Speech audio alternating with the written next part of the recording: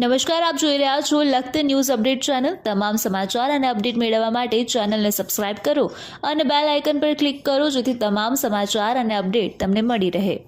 ભેરોપરા વિસ્તારમાં જુગતરામ દવે સોસાયટી વિસ્તારમાં ખરા ઉનાળે જલ સે નલ તક યોજના અંતર્ગત પાણી નહીં આવતું હોવાથી ગ્રામ પંચાયત, મહિલા ઉપસરપંચ અને ગ્રામ પંચાયત સદસ્ય દ્વારા રાવ કરવામાં આવી। ગયા વર્ષે લખતર તાલુકા પંચાયત કચેરીના સભાખંડમાં સુરનગર જિલ્લા પ્રભારી સચિવ અને સુરનગર જિલ્લા કલેક્ટર દ્વારા પાણી બાબતે મિટિંગ બોલાવવામાં આવી હતી। લખતર ગામને પૂરતું પાણી મળી રહે તે માટે સરકાર દ્વારા રૂપિયા 1.5 કરોડના ખર્ચે પાણીની ટાંકી અને નવો સંપ બનાવી દેવામાં આવ્યો છે। સાથે લખતર ગામના છેવાડાના વિસ્તાર સુધી પૂરતું પાણી મળી રહે તે માટે થઈ રૂપિયા 2 કરોડના ખર્ચે નવી પાઇપલાઇન કરાવી આપવામાં આવી છે। આ પાઇપલાઇન લખતર ગામના મોટાભાગના વિસ્તારમાં 1.5 ફૂટ જેટલી જ ઊંડી નાખવામાં આવી હોય। આ પાઇપલાઇન અવારનવાર તૂટી જાય છે અથવા લીકેજ થઈ જાય છે। હાલમાં પાઇપલાઇન રિપેર કરવાનો કોન્ટ્રાક્ટ પણ આપવામાં આવે છે, પરંતુ કોન્ટ્રાક્ટરની હાલત કફોડી છે।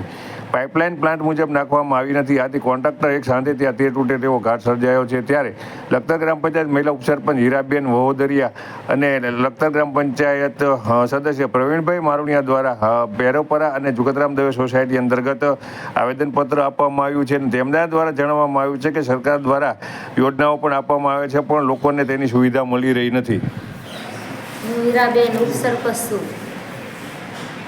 લખી દેવાય પાણી આવતું નથી અમારે ભેરોપરા માટે લખી દેવાય ટીડીઓ સાહેબને। હું ઉપસરપંચ છું હીરાબેન। તમારા વિસ્તારમાં કેટલા ટાઈમથી પાણી નથી આવતું જ નથી પાણી। હજી 2 દી છે લાઈન હાઈરા તૂટી છે, પાણી આવતું જ નથી। એક ડોલ પાણી પહોંચી ન આવ્યું તો પાણી એક અડધી કલાક આપે તો લાઈન રહેતી જ નહીં, શું પાણી આપે। હું પ્રવીણ મારુણિયા, ગ્રામ પંચાયત સદસ્ય।